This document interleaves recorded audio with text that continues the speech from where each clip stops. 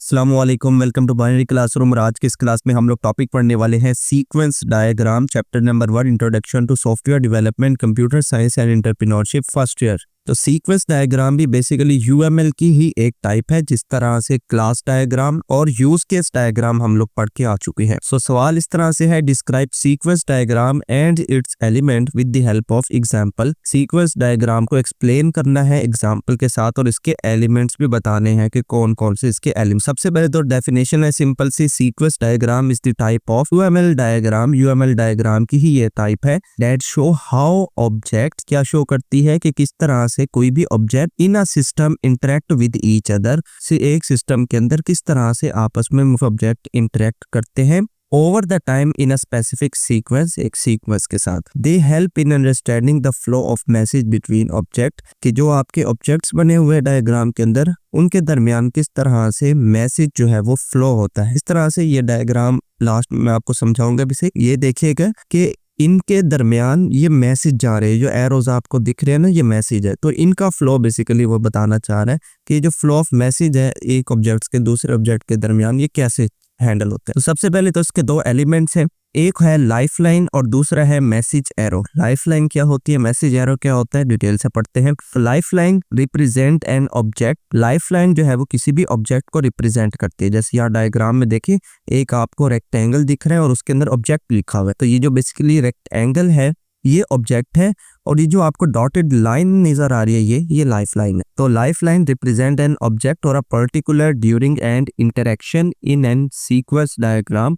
It shows as the vertical dashed line. इसको किससे represent किया जाता है, वर्टिकल डैश वाली जो लाइन है इससे रिप्रेजेंट किया जाता है लाइफ लाइन को। That start from the object, जो कि ऑब्जेक्ट से स्टार्ट होती है। जैसे कि यहाँ पर देखें, ऑब्जेक्ट से ये स्टार्ट हो रही है eight the top and extended downward, top से और कहां तक जाती है, डाउनवर्ड तक, जहां तक आपकी डायग्राम पहुंच सकती है। The object is represented by a rectangle. ये जो ऑब्जेक्ट है रेक्टेंगल से रिप्रेजेंट किया जाता है सीक्वेंस डायग्राम में। ऑल ऑब्जेक्ट्स और participants are arranged horizontally at the top of the diagram, कि जितने भी आपके पास कहता है कि ऑब्जेक्ट्स हैं आपके डायग्राम के अंदर, वो सब के सब कहता है कि पार्टिसिपेंट जितने भी हैं वो सब के सब एक लाइन में अरेंज होंगे। जैसे यहाँ एक रेक्टेंगल में ऑब्जेक्ट है, इससे अगला नेक्स्ट ऑब्जेक्ट, फिर नेक्स्ट। जैसे कि इस वाली डायग्राम में देखें, ये एक रेक्टेंगल, दूसरा, तीसरा, चौथा।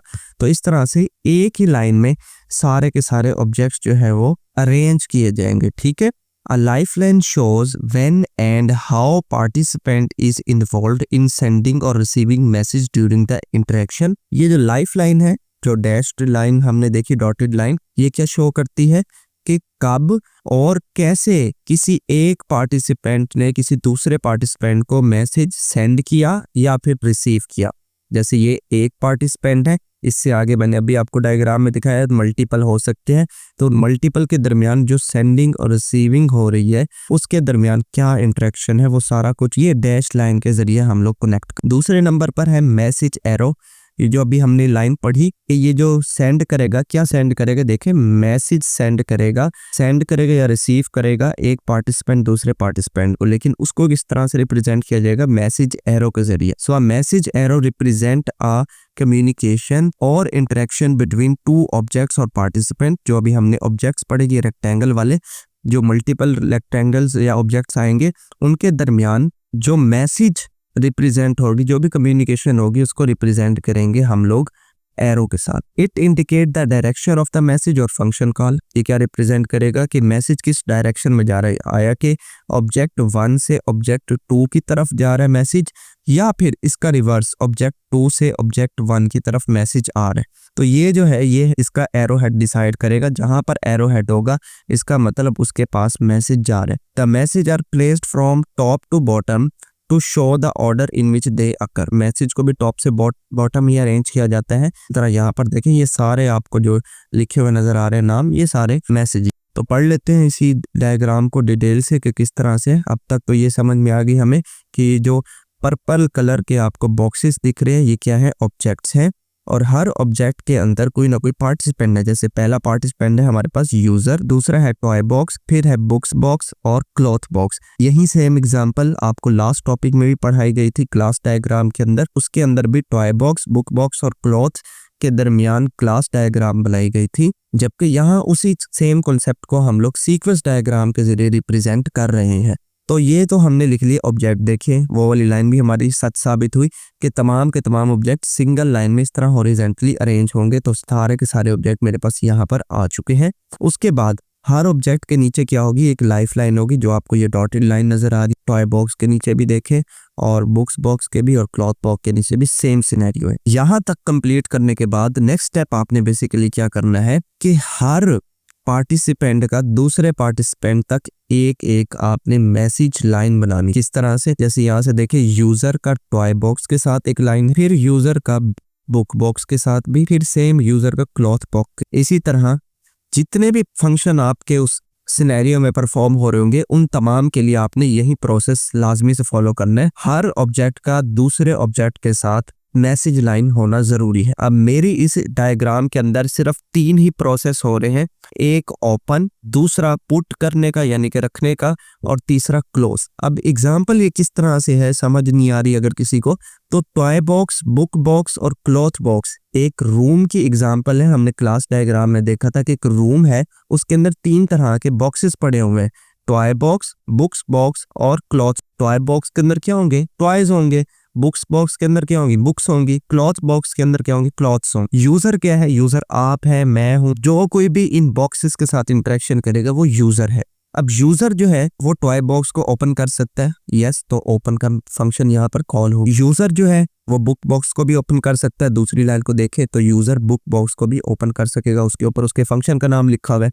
तीसरे नंबर पे देखे यूजर क्लॉथ बॉक्स को भी ओपन कर सकेगा, तो यूजर की लाइन क्लॉथ बॉक्स तक भी अटैच हो रही है और क्या फंक्शन परफॉर्म हो रहा है, ओपन का। यहाँ तक समझ आ गई। नेक्स्ट फंक्शन क्या होगा, नेक्स्ट जो मैसेज होगा वो होगा कि टॉयज, बुक्स और क्लॉथ्स को रखा जाएगा उस बॉक्स के। तो यहाँ देखें टॉय बॉक्स के अंदर रखे जाएंगे पुट्स टॉयज इनसाइड, किसके जरिए रखे जाएंगे, यूजर के जरिए। तो ये वाली जो लाइन है वो यहाँ से इस तरह से आई, ठीक है, क्योंकि मोस्ट कॉमनली सिनेरियो में भी यही होता है सीक्वेंस डायग्राम में। जब पहली लाइन हमारे पास यूजर से हमारे बाकी ऑब्जेक्ट्स तक जा रही है तो दूसरी लाइन जो है उन बाकी ऑब्जेक्ट से यूजर की तरफ आती है। तो हमारे इस सिनेरियो में भी सेम ऐसे ही है। वैसे भी अगर लॉजिकली आप देखें ना, तो यूजर ने टॉय बॉक्स ओपन किया, अब पुट करने हैं टॉयज, तो टॉयज को पुट्स किसके अंदर करेंगे, टॉयज बॉक्स के अंदर ना, तो टॉयज बॉक्स के अंदर टॉयज रखे जाएंगे किसके जरिए, यूजर, ठीक है। तो ये रिलेशन ऐसे बनेगा। सेम बुक्स के अंदर भी ऐसा होगा कि put books inside book box, तो बुक बॉक्स के अंदर भी हम लोग बुक्स रखेंगे। सेम क्लॉथ बॉक्स के अंदर भी क्लॉथ रखे जाएंगे किसके जरिए, यूजर के जरिए। नेक्स्ट, जब ये सारा काम परफॉर्म हो गया, जो बॉक्स आपने ओपन किया था उसको क्लोज भी तो करना है, तो यूजर जो है वो क्लोज कर देगा टॉय बॉक्स को। यूजर अगर बुक बॉक्स के साथ इंटरेक्शन कर रहा है तो क्लोज कर देगा बुक बॉक्स। यूजर अगर क्लॉथ बॉक्स के साथ इंटरेक्शन कर रहा है तो वो क्लोज कर देगा क्लॉथ बॉक्स, राइट। 3 ही फंक्शन है, open, put and close. Toy box को ओपन किया, टॉयज को बॉक्स के अंदर रखे और बॉक्स को क्लोज कर। तो हर ऑब्जेक्ट दूसरे बाकी ऑब्जेक्ट के साथ इंटरेक्ट कर रहा है किसके जरिए, फंक्शंस के जरिए। और ये जो मैसेज लाइन है ये रिप्रेजेंट कर रही है कि यूजर कौन सा फंक्शन परफॉर्म कर रहा है ऑब्जेक्ट के साथ, राइट। आई होप आपको ये एग्जांपल जो है अच्छे से समझ आ गई होगी। ये हमारे पास ओवरऑल सीक्वेंस डायग्राम थी।